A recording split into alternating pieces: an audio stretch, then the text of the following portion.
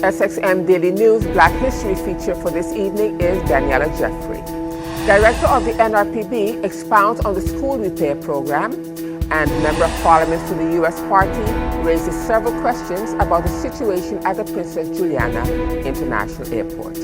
Those are the headlines for Tuesday, February the 9th, 2021.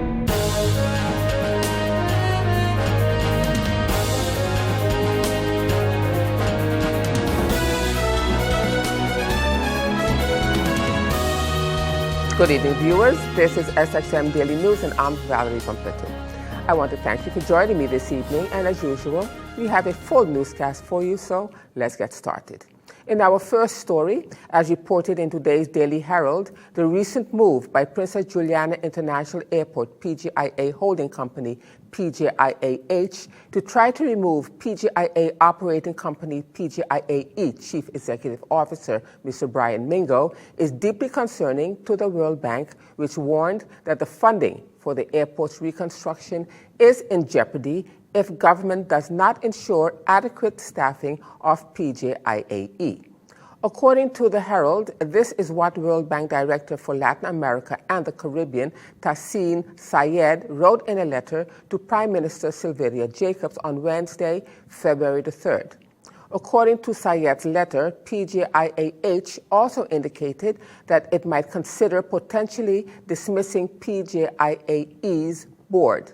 This move, said Sayed, could result in Royal Schiphol Group inability to continue its support to the PGIAE, which includes key staff and expertise essential for the project. PGIAE Interim Chief Financial Officer, CFO, Leo van der Meijden, who has been in the position since July 2020, was loaned to PGIAE by the Royal Schiphol Group. Sayed said that the World Bank is deeply concerned about these developments and the adverse effects it could have on PGIAE's ability to implement the reconstruction project, the Daily Herald report reads in part. Meanwhile, Member of Parliament of the United St. Martin Party, the Honourable Claudius Bancamper, has fired off a letter to the Honourable Minister of Tayat, Ludmila de Wever. In his letter, the Member of Parliament raised several questions as it pertains to the situation at the airport and, in particular, the letter of the World Bank's Director for Latin America and the Caribbean, Tassin Sayed, to the Prime Minister of St. Martin. I think this whole matter surrounding the dismissal of the CEO is an internal matter. Mm-hmm. This is not a matter, because, today's happening at the airport. Is GB going to be the next one where the World Bank was putting in money to also start deciding, are we going to tell you who you can hire there, who you cannot hire there, who has to stay there? Again, I don't want to get into the discussion on the dismissal, because I believe all parties have their merits on what they believe is right or what they believe is wrong. But I do get the impression that politics is taking a center role now.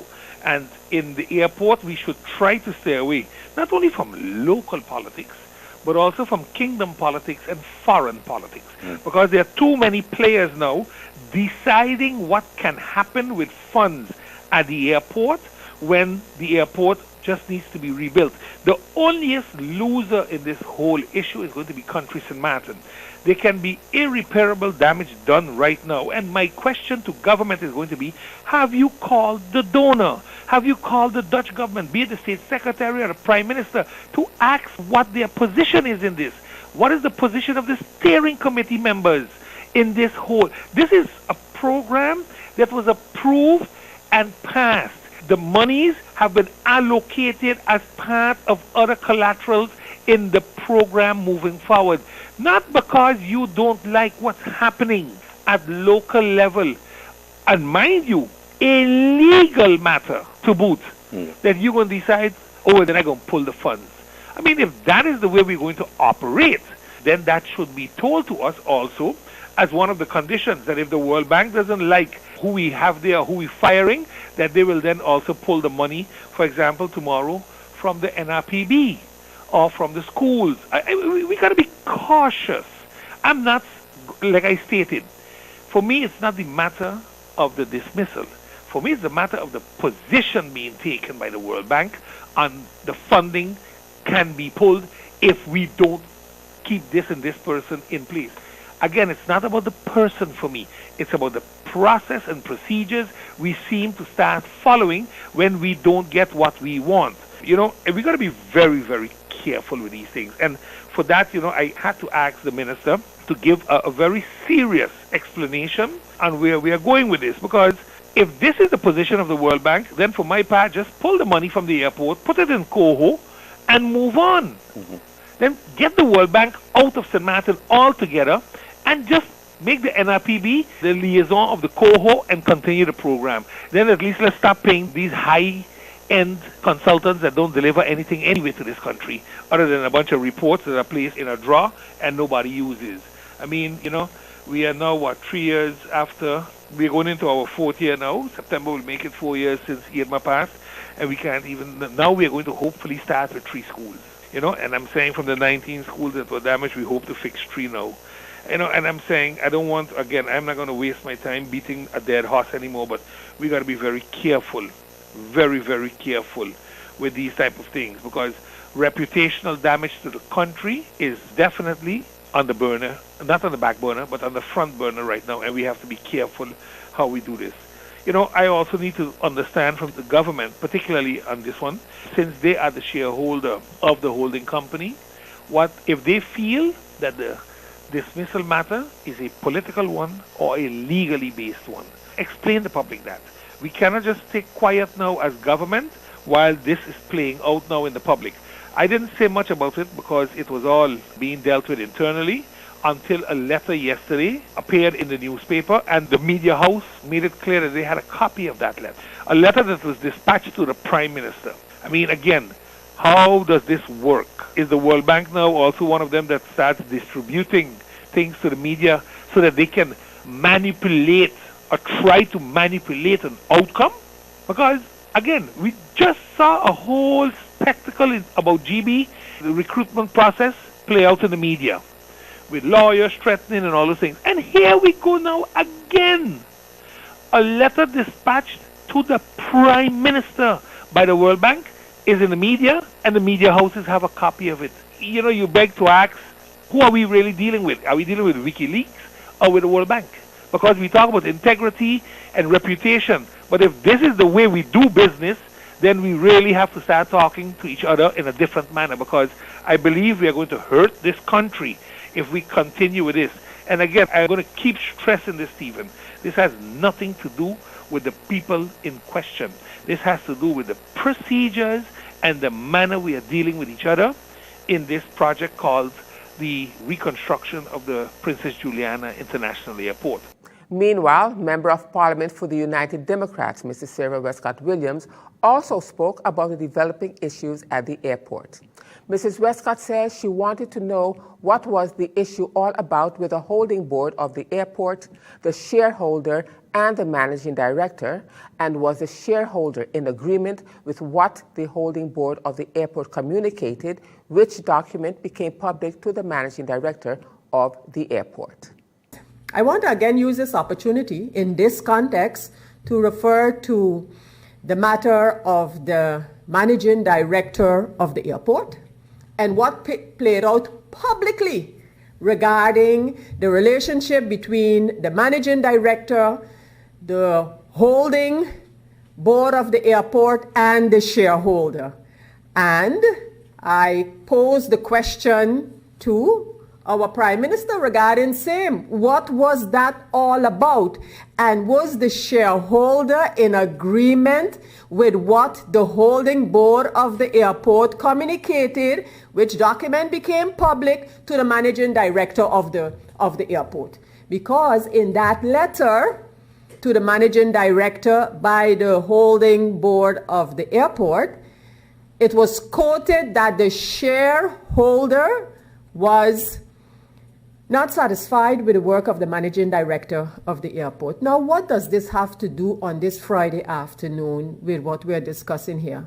Madam Chairlady, it is exactly these type of incidents, when left unaddressed, is what put us in a predicament with government-owned companies and all of the stories surrounding it. In fact, according to the agreement signed with the Netherlands, again, we're going to get a whole review of the corporate governance structure and the government-owned companies, etc., etc. Part of the so-called country package. The Prime Minister, I can understand her sighing because, it is, after all, Friday afternoon. We all have had a long week. But nevertheless, I received the answer from the Prime Minister to my question regarding the airport. And unfortunately, I need to inform the Prime Minister. By the way, for my colleagues, this answer appears, and that's why it's coming up now, in the 86-page document that we received with answers from the government relating to the 3 laws that we handle. But I need to inform, through you, Madam Chair, the Prime Minister, that the answer pertaining to that situation between the managing director of the airport and the holding board of the airport, coming from the government, the shareholder, is not satisfactory. It's not. So to say, well, everybody get together and, it turned out to be a sort of a kumbaya type of a situation eventually, well, that is fine. If that is really the case, then more power be to them. But then that should be said. And it should be said public. By the same ones who threw out there that basically we have a situation at the airport and this is not happening and this is not happening and this is not happening, then say out there that the problem really wasn't a problem. Explain it. And in other news at this time, Chief Executive Officer for the TLM Group of Companies, Mr. Kendall Dupersoy, who explained to members of Parliament the financial situation of TLM, the CEO focused on some matters that is hurting the country and the economy. In this evening's broadcast, the TLM Group of Companies CEO, while speaking in Parliament on Friday last, also touched on custom internet service. Does telemanagement believe that they are fleecing the customers with the horrible service they are giving, yet charging full price? No. In 2020, Telem has adjusted its fiber price plans and is currently offering cheaper packages than its competition. In addition, a recent customer satisfaction survey among 3,200 customers concludes that Telem's customers, both mobile and broadband, are overall satisfied with the service Telem is offering. Telem will continue to invest heavily in its networks to continue to improve its quality of service in the years to come. Can government ask BTP for an assessment of the internet services on the island by especially Telem if they have ever conducted one, and if BTP cannot provide, get an independent outside assessment of the services? Internet service is not mentioned in the concession as the concessions are very old. BTP would have to establish guidelines before doing an assessment. BTP is our telecommunication regulator. The question, what are they regulating, is best posed to BTP.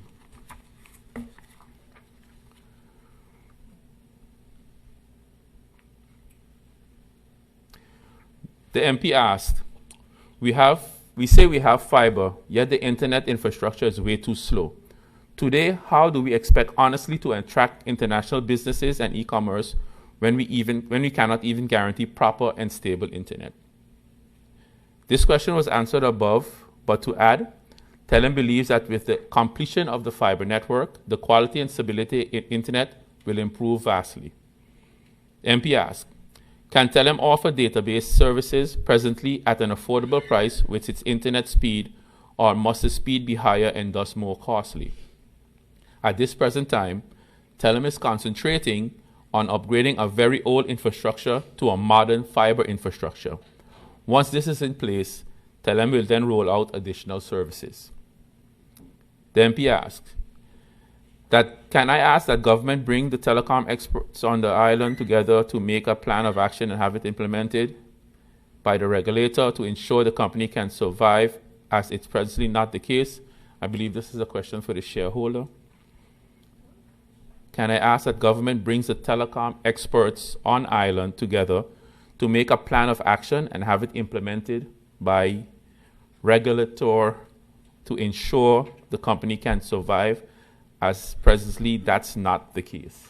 And still to come, Minister of Education, very happy with the repair program for 3 elementary schools. We'll have the details to that story and much more when SXM Daily News returns.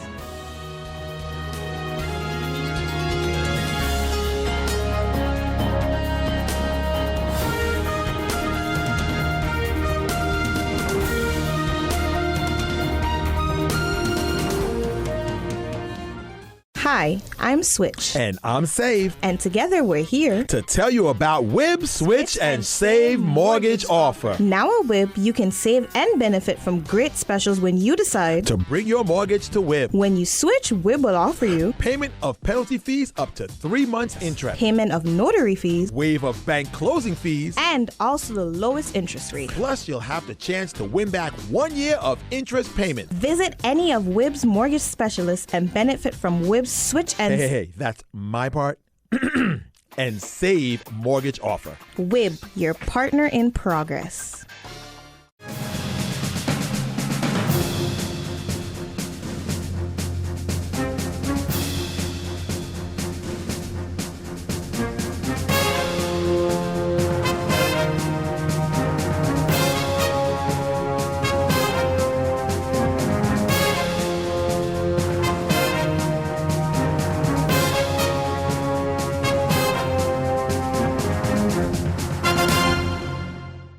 Welcome back, viewers. You're watching SXM Daily News, and I'm Valerie from Pitton. And as we continue to honor our local heroes and heroines for Black History Month, today we will feature Daniella Jeffrey of French Saint Martin.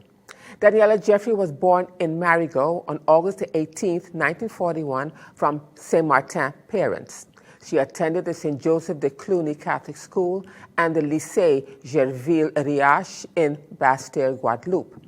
After graduating from the lycée, she attended the University of Paris-Sorbonne, in which she graduated with a Bachelor of Arts degree majoring in the teaching of English. Then she obtained a master's certificate in English at the University of Tenerife in Madagascar. She was a teacher at English at a Catholic school in Tenerife, Madagascar, for 9 years until 1974, when she returned to her native island of Saint Martin. Daniella Jeffrey was appointed high school teacher of English at the technical school, then at the Marigot High School from 1974 to 1999, during which time she implemented a 2-year bilingual English-French program from 1990 to 1999. She conducted the oral French examination of the GCE at the secondary school in Anguilla for 10 years. She was also appointed English teacher trainer and advisor for trainee teachers by the Educational Regional District of Guadeloupe. She was president of the Association Saint Martin People's Consensus from 1990 to 1999, and partly wrote, then edited its publication, A Status for Saint Martin, published in 2002. She was nominated Knight in the Order of Academic Palms by the French Minister of Education in February of 2001.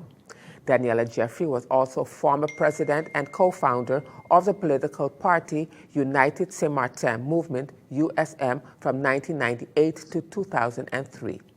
Daniella Jeffrey wrote many articles and lectures on the history, politics, and the culture of the people of Saint Martin, which included 1963, a landmark year in Saint Martin, French-English edition, which was published in Saint Martin in 2003. The second publication was The Status Scandal, published in November of 2006, and Saint Martin, Destabilization in the French Caribbean, which was published in March of 2011. And her last publication, the second full-color edition of her first book, 1963, A Landmark Year in Saint Martin, in separate English and French versions, and an audiobook. Daniella Jeffrey was a mother of 4, 3 boys and 1 girl, and was also a grandmother of 1 girl and 5 boys. She died on October the 9th, 2019. And as we continue now in more news, Director of the NRPB, Mr. Claret Connor, speaking to the Voice of St. Martin's News Department, expounded on the school repairs, which will start with the first 3 schools, namely the Sister Regina Primary School in Simpson Bay, the St. Joseph School on Front Street, and the Leonard Connor School in Coal Bay. The director said that even though the actual work will start within short, it did not mean that preparatory work was not happening. Meanwhile, Minister of Education, the Honorable Rodolphe Samuel, also spoke to the Voice of St. Martin's News Department, and he said that he is very happy with the news of the repairs of the schools. As the NRPB continue to execute its task in the recovery process for St. Martin, the school repairs is one of those activities that we have undertaken. The fact that we are starting with the actual works within short doesn't necessarily mean that the preparatory works were not happening. We've been busy with the various school boards and the Ministry of Vromi and the Ministry of Education, Youth Culture and Sports to organize the repairs of these schools. So we are happy to announce, as you rightfully stated, that there was a press release informing the public of the start of the 3 schools that will take about 100 days, just over 3 months to complete with repairs. The process has been a tedious one, Mr. Connor. Why has it taken so long, though?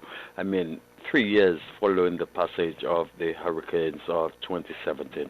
That's a very good question. You have to realize that after the hurricane, we meaning the country, needed to prioritize the areas of focus from the very beginning. And Emergency Repair Project 1, where the schools fall under, has about 55 to 60 different activities within it that it has been executed over the last, or it has been, that is continually being executed over the last couple of years. I'm happy that finally the commencement, so the start of the repairs of 3 schools out of the 19 will begin. I can remember when I was first confronted with the situation, I was told that the bid would be in December, and that is a month ago.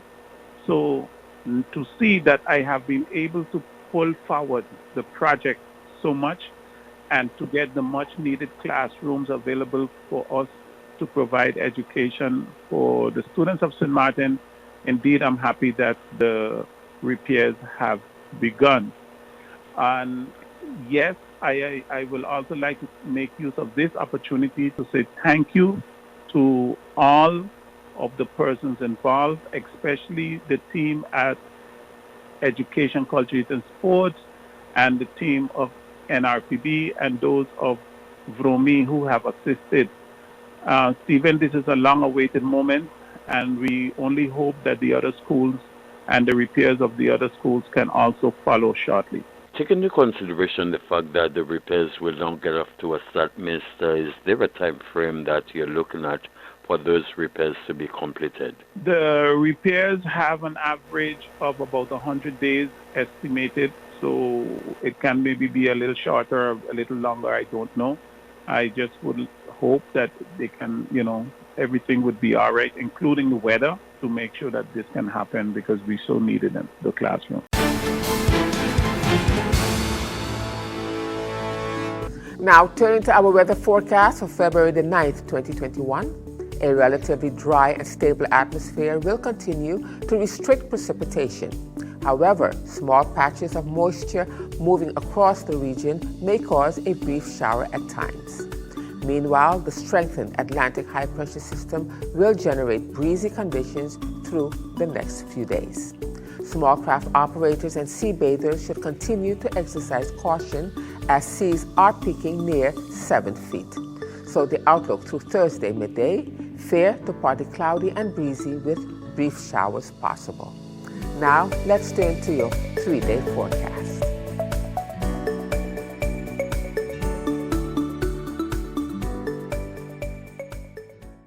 And still to come, Independent Member of Parliament talks of the challenges that are facing St. Martin.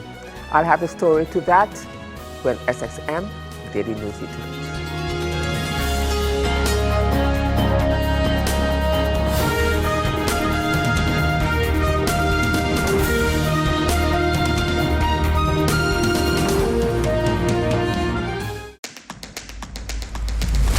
The innovative Banco Matico Contactless Smart Card. Your Banco Matico Smart Card is now equipped with a contactless feature for payments, so get ready to tap and go. Contactless payments are fast, easy, secure, and accepted worldwide at all Maestro-enabled contactless terminals. Tap for transactions equivalent to or less than 100 NAF, or the US dollar equivalent. You will receive notifications via email anytime you tap. Tap, tap, and pay fast. Fast with WIB. For more information, visit our website at wib-bank.net. Tap and go with your partner in progress. Welcome back, viewers. You're watching SXM Daily News. And in more news, speaking on the topic of tourism and how are we going to rejuvenate the tourism industry because it is becoming a very competitive market, Independent Member of Parliament Christophe Emmanuel told the Voice of St. Martin News Department that although we are going through a crisis, we have to do something as there is no plan. He painted a very bleak picture. We know that we are going through this crisis, but it's not to make mention that the crisis is going to remain here throughout the world. I remember one time having that same discussion, and I said, in many places soon, in the coming year of 2021, the vaccine will be coming out. Many people will be taking the vaccine. The countries will ensure that they're going to try their best to mitigate all the consequences of this pandemic. And the same thing goes for St. Martin. The difference is we don't know what is happening in terms of how are we going to sort of rejuvenate the tourist industry. What is the plans? What is coming out? What do we know? And again, it's as usual pointing a hand as government and saying there is absolutely nothing. There is nothing. There is no plan. And when you look at other islands, you're seeing the surge that they're doing in terms of the spending in their tourism product. And it's going to be very, very competitive because no one is going to sit around and wait and see what St. Martin is going to do. They're going to try and get their hands in this market. That is a very competitive market because most of the islands, if not all, has always been primarily dependent on tourism, and we know that is it for St. Martin. So the question again, Stephen, is what are we doing and where are we going? Stephen, after Hurricane Irma, we knew that our initial figure in terms of damage was about $1.5 billion. What is it now with the pandemic? What are we hearing? What do we know? And this is what I keep saying all the time.